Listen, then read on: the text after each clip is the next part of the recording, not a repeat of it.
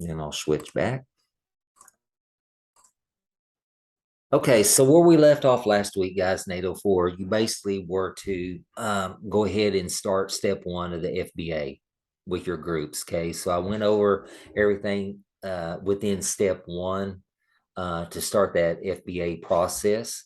Went over that, made sure you guys were aware of the templates that was in there. So before I go back and revisit that, just kind of want to make sure where you're at. Also wanted to clarify a couple of things. So the video recording of yourself teaching a lesson, a lot of that is really to benefit you. Going back where you're teaching that lesson and then go just doing some self-critique.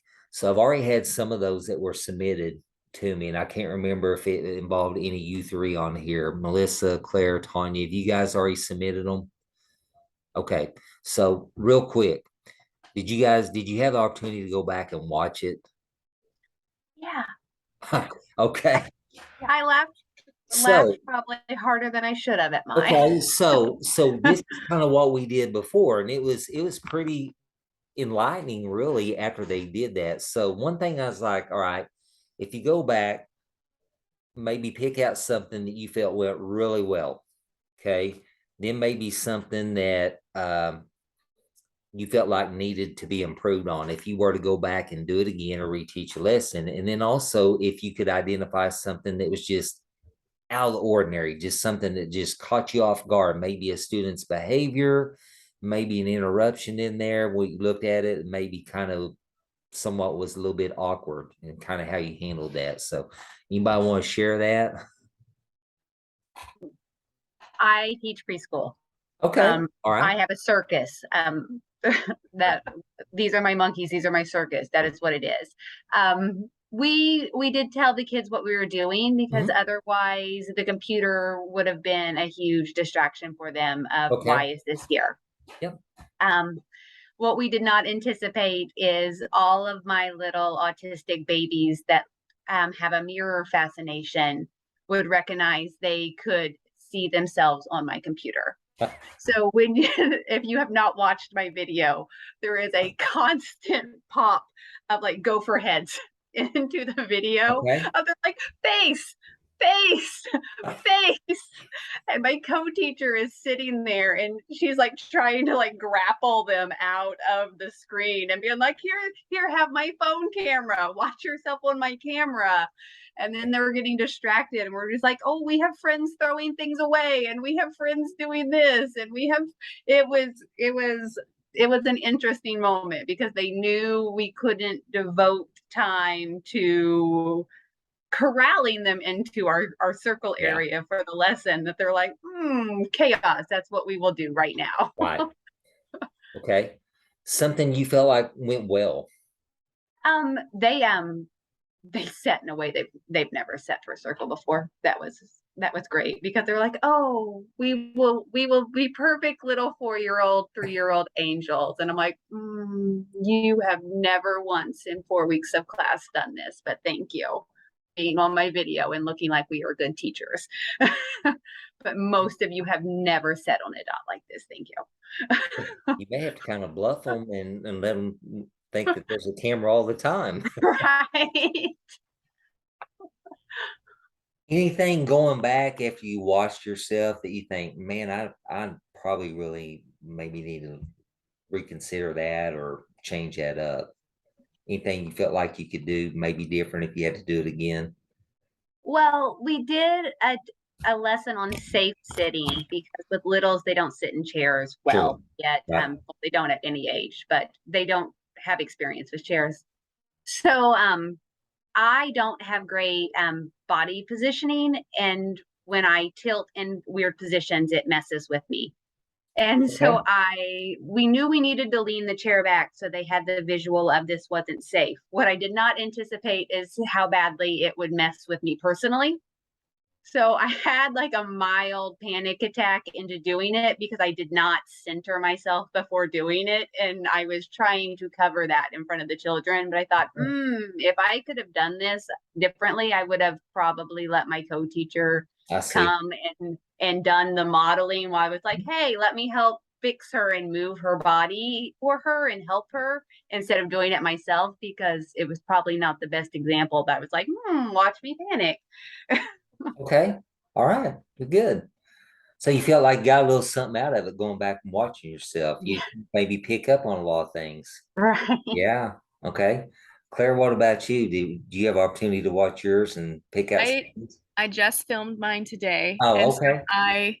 I like scrolled through it a little bit. I have I'm a resource teacher, so I do a lot of pull-out groups, and so Okay. I did my second graders, and it's three boys who are probably the most squirrely boys I have. Like, I was realizing today that just if I am not like constantly on them, Yeah. they just cannot, they're always up moving around, like crazy things. So, well, not that crazy things, but I think something, even just like in teaching today, and I'm curious to see it in the video, is just trying to figure out like how to like simplify expectations, and just being using less words and being more direct, because I think that's something that I tend to struggle with, is I just want to explain everything Right. when they like don't need the reasoning. They just need to know this is what we're doing. This is what happens when we don't do that. Right. Um, so I'm just interested to see if there was any follow through in that in my video. So, Okay. but I did a read aloud, and they were during the entire time they were all like sitting, listening, not moving around. So I was honestly kind of shocked by that, because they're always trying to touch each other or Hmm. trying to climb on the table. And Okay. they I was like, whoa, where did this come from? I guess I need to read to y'all more often. Yeah. Could be. So Maybe pick yeah. up on that. That's maybe what they need to help kind of Yeah. calm them a little bit and settle them Hmm. down. Hmm. And I've noticed through the years, I remember being in a classroom and working with elementary students, and you may have that class that just has a lot of energy, and you'd be amazed at just taking 5 to 10 minutes in transition, coming back in from playground, PE, whatever it may be. If you were to do that, how quickly they calm right down. Yeah. They also come right from lunch, and my room is right outside of our cafeteria, so it's just like a really big transition Yeah, anyway. And I think I'm honestly still trying to figure out what that transition needs to look like. yeah. Um, so it's not perfect, but we're getting there. Hey, it's something you might want to experiment with the next few Yeah. days. And it's like, hey, what if Yep. I, in that transition, just maybe get in the habit of reading, and which is can be a good thing Mm-hmm. because you're able to model that for them. And so they're Mm-hmm. able to hear you as a teacher reading to them. And so they're getting to hear how the transitions in that story should sound, and maybe inflection of your voice up and Yeah. down to express excitement or things like that. Right. So it really it can be a teaching tool besides Yeah. a tool to calm them down. Mm-hmm. And a lot of them really maybe don't get that at home where no one Right. reads to them. Yep. So yeah, good points. Anything you think maybe you would do different if you had to do it again, just based on kind of skimming through yours?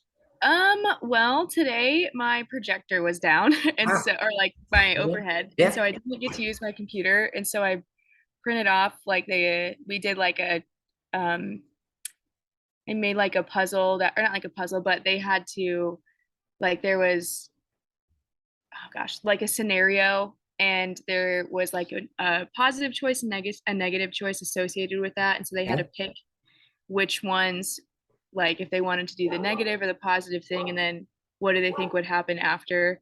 um they just, I think I just realized that, like, the use of the technology, I think, actually engages them a little bit more than me just having something out in front of them, which I don't always want to be using the computer. Right. But I don't know. I thought because it was gonna be a little more hands-on, they would be a little more like, I don't know, what's the word? Maybe a little bit more engaged. Yes. Yeah. Okay. Yeah. So. Well, in this age with technology, everything centers around technology. Mhm. Most of them have one of these, Yes. and they're on it all the time.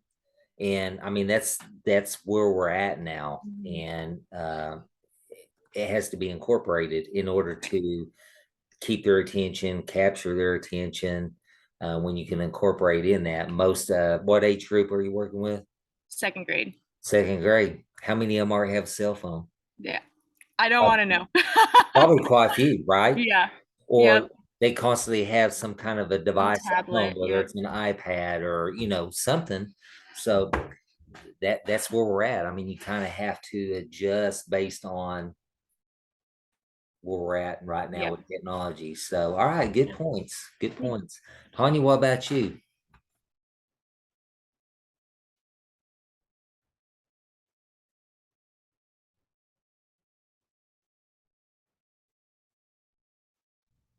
Okay, I think I got it on now. Well, I watched it, and of course, I had students coming in right when I Okay. started the recorder, Yeah. and of course, that face shot right there, and I'm because we had talked about you can't have their faces in it, and I kind of talked to them about what I was going to have to be doing, and this one that I videoed piggybacked off of what I did the day before Okay. because it's basically a 2 day assignment. It's through the capturing kids part uh, where you ask them these questions of how they want to be treated, how they think the teacher wants to be treated, how they want to treat each other, and how do they do or how should they treat each other with conflict. Okay. That was quite interesting. And then I had them shoulder partners, and they were to get on their Google Classroom and answer these questions and then turn them in. And that's what you will see. Yeah. Plus, I was, walking, and I have the camera, which I used my little Chromebook that I have here to record, and I had it facing the door because I thought everybody was in, but they weren't. So you'll see them coming in, and so Okay. then I just walked around the room, checking and seeing what they were. And I can't remember if I said it on here or not. The other questions that would go along with it if they weren't staying engaged, which is what are you doing? What are you supposed to be doing? Right. And how are you gonna make that happen? And that they were supposed to also answer those questions of what do you think about these? Okay. So I just I I sound worse on there than I think I do. So You, and somebody, you go back and you watch. can tell when I'm talking when I get irritated with them, my ugly twang comes out really bad, and then that's when the kids start laughing Yeah. because I get irritated with them and I've done that as long as I can remember. When I get irritated, then it really twangs bad. You think you know how you sound until you go back and watch yourself on video and you go, oh my gosh. I know, and I try really hard not to do that, and but I do. That's Any just me. anything moving forward, if you had to go back and do it over again, that you would do differently, that you feel like you could Um, change and improve? some of them I wouldn't have let paired together. I think I would have picked who Okay. they partnered with Hmm. because they get to giggle and then carry it on. And Yeah. this is right after lunch, and of course they're all wired up anyway. They've been Sure. together, so I think that would have been one thing I should have paired them up. And I already told them I was going to treat them like I did my fourth graders, and I was going to go get popsicle sticks and write their names on it and Yeah. start drawing sticks. And they all looked at me, and I'm going, I'm serious. I'm going to start drawing sticks because um, you guys are not being very nice. And that's partly why I did this because we also had Rachel's challenge come in, and this just kind of partners with Rachel's challenge of the bullying and those kind of things, and I don't want it in my classroom. Right. Okay, so kind of going back now, and I mentioned this when we were talking about doing it, but coaches have done this forever. And it's a way they go back, self-evaluate, go back they and do some critique of their players.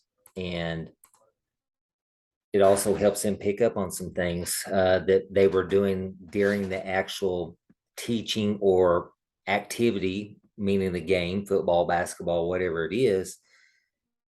And during the moment, they keep maybe doing the same thing over and over, and they're not seeing themselves as the coach, teacher, that they're not making any progress, or it's not working, and they go back and review film after those games, right? And then they pick up on it like, oh my gosh, how did I not see that? We kept running that same play over and over and over, and we weren't gaining any yardage out of it. How could I not see that? And then they're able to see some things.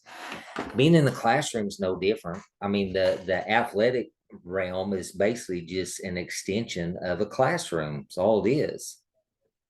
So being able to go in and video yourself periodically, and I would encourage you to do that moving forward, not necessarily maybe just for this class and this assignment, but just to periodically go in, record yourself, and then go back and watch it. And when we've done this in the past, and I had the students just kind of reflect in something you felt like went well, maybe something that you could improve on if you had to do it again, and then maybe something that just was out of the blue, kind of awkward, and it caught you off guard. It's really interesting, the feedback. A lot of them are like, oh my gosh, I never realized that my classroom environment was as noisy as it is until I recorded myself. I've gotten used to it, and they don't see it, they don't hear it. They learn to kind of block it out, and they're like, how in the world can my students learn? Other things that were common amongst feedback in the previous semesters is after they went back and watched themselves and their body language or their tone of voice, and often wondered, how come I never could make a connection with this class? What is the missing piece here?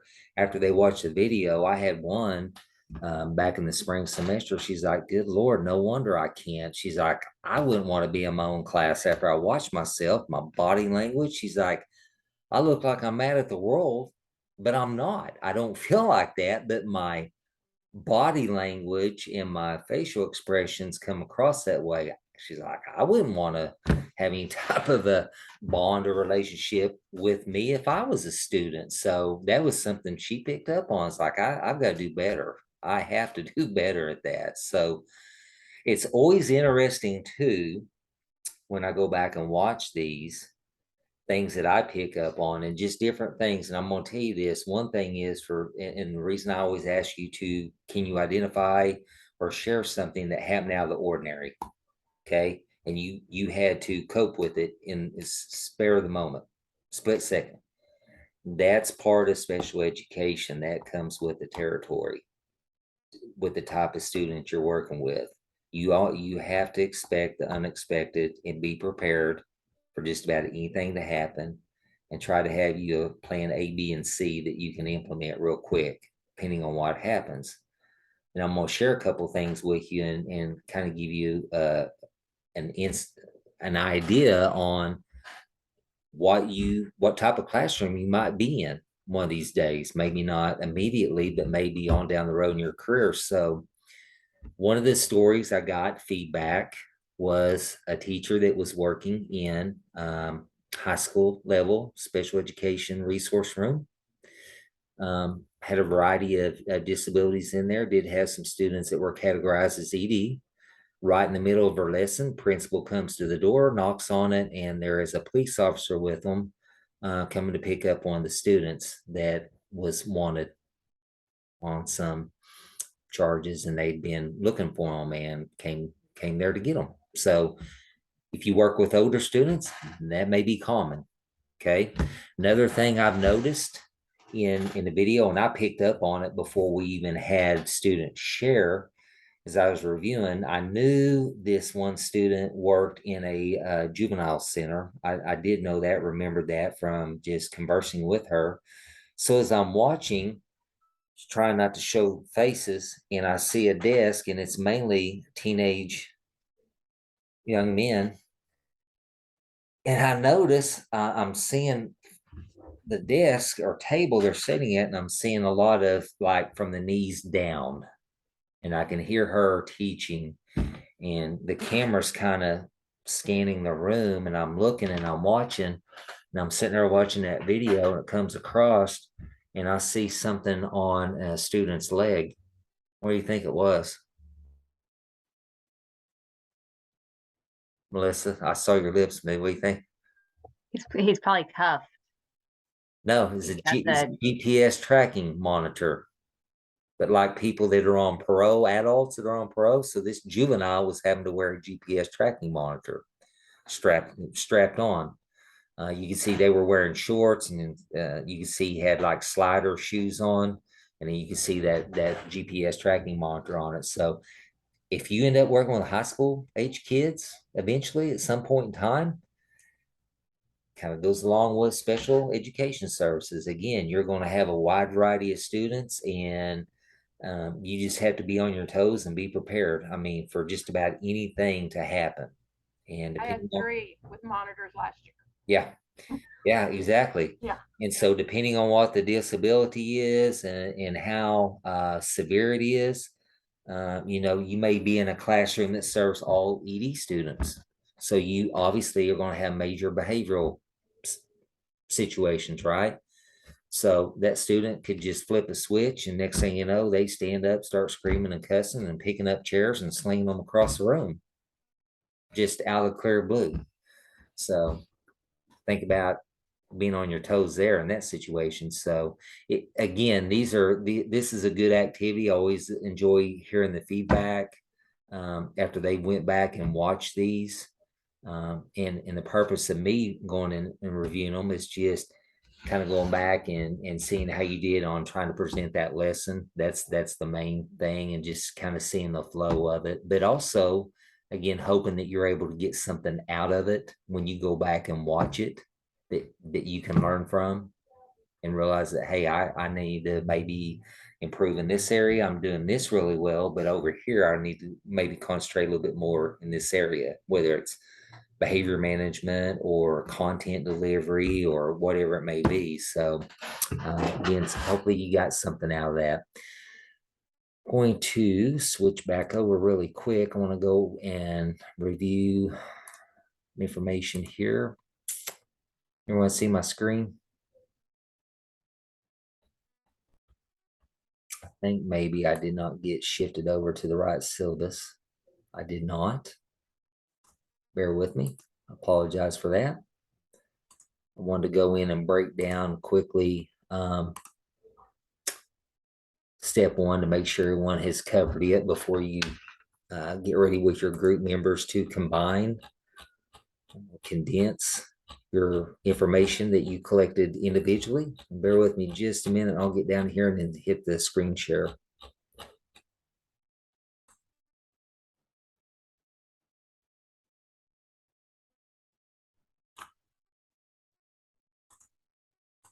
Okay, I'll share quickly and then we'll hit it. Okay, everyone see me now? See my screen? I got down to where I need to be, syllabus. Okay, so last week I talked about here's what's going to start step one for this process. So individually, you guys were to each go and start collecting the information using the ABC analysis, frequency, duration charts, and all that based on the student you're working with individually. Then you'll come back to your group and you will start compiling the data to come up with the student that you're going to focus on based on everybody's input and data. And then from that point on, you'll be focused on that one student as a team. So from where we left off last week, as far as starting to collect your individual data, those of you that are on here with me tonight, have you gotten a good start on that, started that process, or just now beginning, or have you hitting roadblocks? I have a question. My group is confused. Are we supposed to decide on one behavior Yeah, and then we would split up the 4 different data forms? that's correct. Okay, great. We were confused Yeah. if we were supposed to all get different behaviors and then. No. Okay, cool. That come up? Does that answer your question? What? That answer your question? Yes, it does. Okay. Yep. Tanya, what about your group? Are you guys on track? No. No. And the student I was going to use got expelled. Uh-oh. So, I gotta find another behavior, right? Another kid with behavior, or Yeah, or if you have one, have you conversed with your group members? I haven't talked to her. Okay. There's just me and another Okay. one, so it's just You two of might us. select one that maybe is getting tongue tied, displaying some behaviors that you could focus on for this assignment. Okay. Okay. I have others that are still in school, Yeah, but I mean, I'm in a gen ed class now, so it's like, okay, they've all got behaviors. yeah. Okay, So I can focus on one that's not borderline fixing to be out the door. that'll But work. this one would have been really good though, because he's got a lot of issues going on and Okay, he would have been a good one. But okay. Melissa, so, My group has had 0 contact so far. okay. So I would really, and I will send out a group, just an email to the class about, it's imperative that group members start communicating to start condensing step one information, because it'll be time to roll into the second step of this process. So really, step one is you're individually collecting the information. Step two is you're collaborating to condense it and basically develop or turn that into one student that you're going to build the FBA on after you guys have individually collected information. Okay. So I will send out an email and put it in the announcement section, emphasizing the importance moving forward from tonight that it's imperative that you guys communicate, because this is group. And when you get ready to submit this information, you'll notice here on these procedures, the steps for completing the FBA, after you combine it and compile it, when you go to submit information, you're submitting one document on behalf of the group. And so when you signed up for that group, it's going to link you and your partners together when you submit information. Okay, that's how it does that, by submitting the one document. Does that all make sense? Does everybody understand that? So when you self-enroll in those groups, it will connect everybody. And when you submit that assignment, that's how you're connected. Okay. So I will post that to kind of nudge everyone. Okay. So the coming up, you're going to have to, and it's not this week, it'll be the week after, if I remember correctly. We'll look at our dates here in just a minute to make sure I'm not misinforming you. You will have hopefully met with them, compiled it, and you submitted step one document. Okay. Then from that point, step two, just starting to look ahead. You have the next step is to process and analyze, compile that data for the clarifying the target behavior. You will then utilize the template form, the functional assessment protocol, which it's attached. I went over and showed that last week, to help bring all that information together for that prototypical student with the target behavior. Okay, and then meeting with your team to discuss that data, complete and submit the functional assessment protocol as a team. Okay, so that's kind of what I was just going over with you when you compile it, and then you'll submit that. Then after that's submitted, then the group will go in and do the third step, which is actually completing the functional behavioral assessment form, which is a lengthier form. Let me go back up. I want to double check my dates so I'm not misinforming you. So coming up on the 18th is discussion 4. And then you guys have already, some of you already submitted your video of your lesson. The 25th, which will be a week from this Sunday, is when you will submit FBA step 1. Also, please remember that first half of your practicum log, you remember I talked about that first night of the semester about splitting that into 2, where about at the end of week 4, week 5, you'll submit and show you have at least 25 hours And then at the end of the 8 weeks, you'll submit the second half of your practicum log. Is everyone doing all right on practicum hours? So do you want their initials on there too? Do what now? Okay, so it asks for student initials. You want initials on every bit of that? No, you don't have to have the student initial. I just want to Okay. make sure you have the 25 hours and you're on track. Okay. Okay. Is it And- like 25 hours or is it like 25 instances where we have dealt with? Want to try to record 25 hours, not Okay. instances. Okay. Okay. So if you're in, and it doesn't have to be a student that's suspected of having disabilities. It could be a gen ed student you're working Okay. with that's displaying Okay. behaviors. The goal of that is to try to get you focusing in and identifying potential behavioral issues by, just watching and observing Okay. behavior. So you can count instances where it's a gen ed student. Okay. So this is also just like observing. It doesn't necessarily need to be like ones we have like interacted with. No, you can include some observation on. Okay. Okay. Great. That way it will help you obtain that 25 hours. Okay. Great. Okay. So on the activity, you want what we're doing and what we did to stop it, or? You can just make a note on there. So if you're actually observing a behavioral issue that's outside of your classroom, like Claire mentioned, Mhm. just make a note on there where the observation took place. Was it when you were coming through the cafeteria and you happened to walk up on it, maybe have to help assist another teacher in de-escalating that? Okay, count that, document it. What'd you do?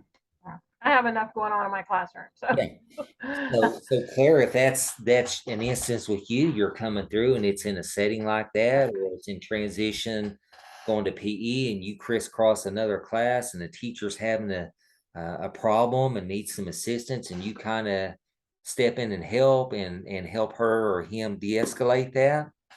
Record it. What'd you do? What did you do to help de-escalate it?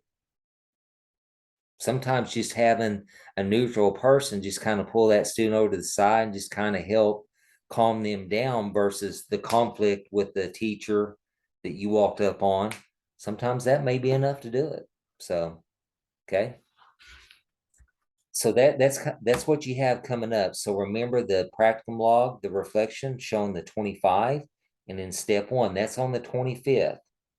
Okay, so just Tanya, going back, I know you feel like you got a lot piling up on you. Yeah. One step at a time. Right. Okay, once just focus on those and don't keep looking forward, because we'll do it one step at a time.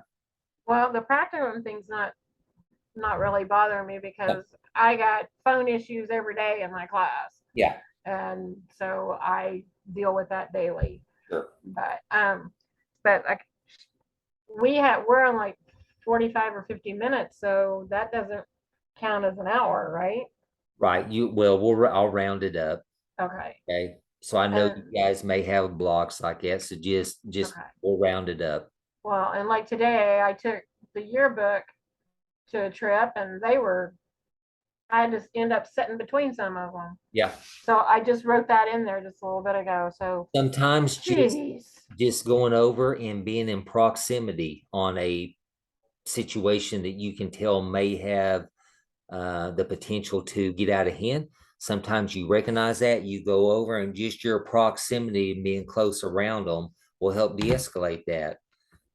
I was having a conversation with the athletic director the other night. We have a particular parent. He gets all into it and gets wound up. He's pretty hyper high strung. And so, we watch. You can't help but not see, because he paces and you can tell he's getting nervous and energized. And we watch him. A lot of times, myself or the athletic director's like, "Hey, I'm going to go up and just kind of stand and talk to so and so." Just by doing that helps bring that individual down about 2 notches, and they calm down. That's all you have to do. You don't even have to address or call them out on it.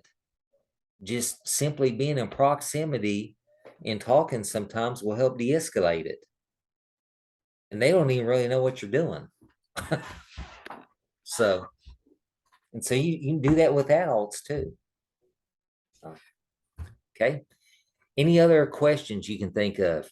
So we kind of know what we need to do moving forward. I will post a message on there to remind everybody to make sure they're collaborating with their group. Focus on getting step one finished up and ready to submit on the 25th. Okay, really the only thing you have to do is the discussion board coming up the 18th and then the video clip. Okay. And then we will go in next week and start focusing more on step two. But for right now, Tanya, we're worried about step one. Remember, one step at a time. Okay. Everyone feel good before we cut it off for tonight? Pretty much know what direction we're going in. Okay. I'm going to start my share here. If something comes up, you have a question, need clarification, as always, you can email me and I will get back to you as soon as I can. Okay. All right. Thank you guys. You have a good evening. See you.